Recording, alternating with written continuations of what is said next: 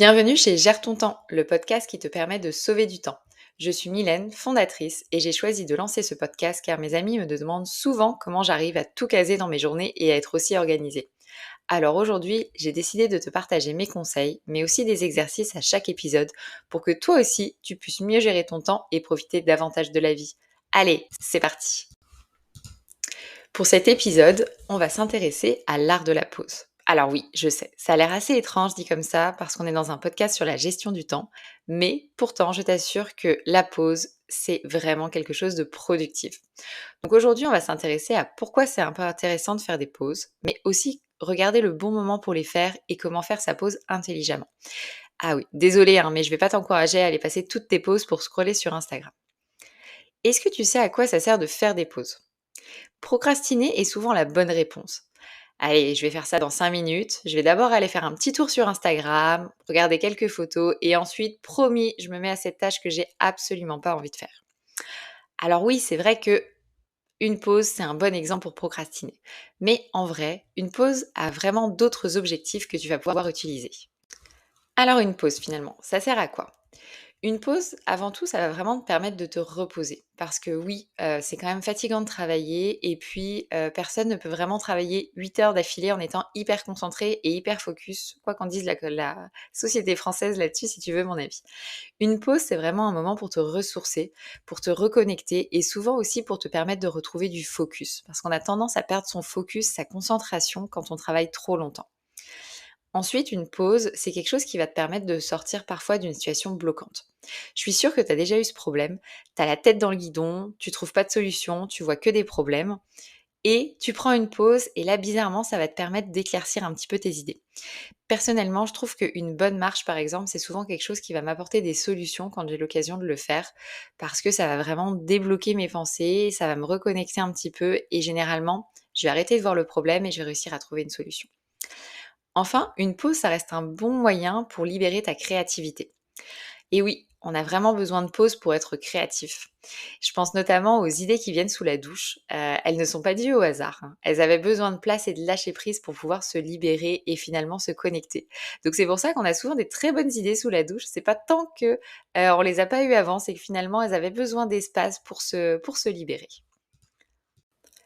Tu l'as compris, une pause est remplie de vertus, mais à condition de choisir la bonne pause. Alors non, je suis désolée, je vais toujours pas te dire que scroller sur ton téléphone est une bonne solution pour te défatiguer ou libérer ta créativité. Alors finalement, c'est quoi une bonne pause? La première chose que tu dois faire, c'est de prévoir des pauses dans ton agenda. Arrête de vouloir remplir ton agenda jusqu'à débordement.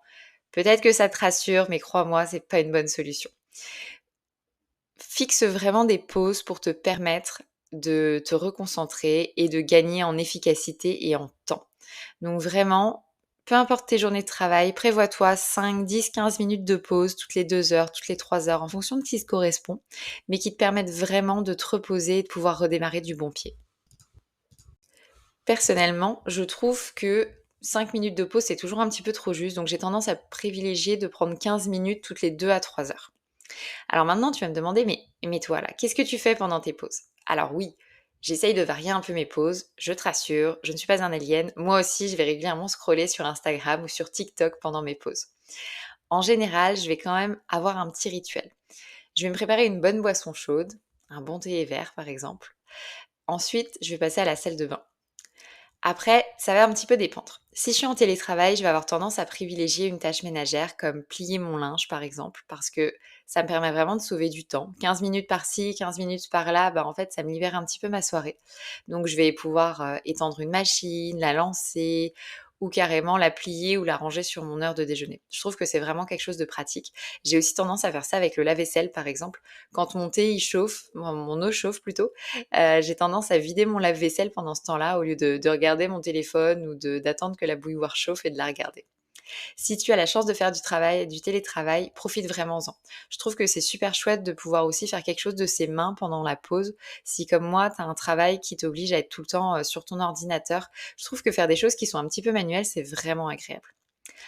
Des fois aussi, j'aime bien mettre un petit peu en mouvement, donc je vais essayer de faire un petit peu les 100 pas chez moi, m'étirer ou des fois faire un petit peu de yoga sur ma chaise. Alors oui, t'as l'air ridicule, mais crois-moi, à la fin de la journée, ton dos te remerciera. Une autre façon peut-être un peu plus originale de passer ma pause, c'est de lire. Alors, il faut savoir que la lecture, ça réduit le stress de 68%. Et une tasse de thé, c'est 54%. Donc c'est quand même super plus intéressant de lire plutôt que de boire une tasse de thé pour se relaxer. La lecture, on y reviendra dans un prochain épisode, mais c'est quelque chose qui va vraiment permettre de t'évader, d'améliorer ta concentration et puis tout simplement de te détendre et de te relaxer. Moi, mon astuce, c'est de toujours avoir un livre sur mon bureau avec un marque-page. Comme ça, je sais exactement où je vais. Et puis surtout, le livre, il est un peu au même niveau que le téléphone. Il est hyper accessible. Et si jamais tu as l'occasion de lire un bon livre, crois-moi, tu vas privilégier le livre plutôt que ton téléphone. Donc c'est vraiment quelque chose de super utile. Ne te mets pas la pression pour les genres, tu peux lire vraiment tout ce que tu veux, peu importe que ce soit une lecture feel good, une bande dessinée, un thriller, une étude scientifique. Ce qu'il faut, c'est que ce soit un bon moment pour toi et que tu aies envie de te dire, ma prochaine pause là, je vais passer un super moment parce que je vais lire. On arrive dans la dernière partie de cet épisode. On va se concentrer sur l'exercice du jour. Tu te dis, c'est bon, elle va me demander de prendre une pause aujourd'hui, c'est quand même un super exercice. Alors oui, mais pas exactement, parce que je me doute que tu prends déjà des pauses dans ta journée, en le sachant plus ou moins. Aujourd'hui, en fait, tu vas avoir deux exercices. Le premier, c'est de noter la façon dont tu passes tes pauses actuellement, même les plus petites. Est-ce que tu as tendance à aller sur ton smartphone? Est-ce que tu te prépares un thé? Est-ce que tu passes à la salle de bain? Finalement, où est-ce que part le temps de tes pauses? Et demain, je te propose que tu remplaces une de ces pauses, voire plus, par quelque chose de différent. Un peu de lecture, un étirement, un exercice de respiration. Pourquoi pas des tâches ménagères si c'est quelque chose que tu fais pas habituellement. Le but, c'est vraiment que tu passes ce moment différemment. Ce podcast sur l'art de la pause se termine. Si tu as aimé ce podcast ou qu'il t'a aidé à mieux prendre conscience de l'importance des pauses, tu peux laisser 5 étoiles. Ça va m'encourager à le continuer et permettre à de nouvelles personnes de le découvrir. Tu peux aussi rejoindre mon infolettre où chaque semaine je te partage un livre et un conseil sur la gestion du temps pour t'aider à mieux reprendre le coup de ta vie.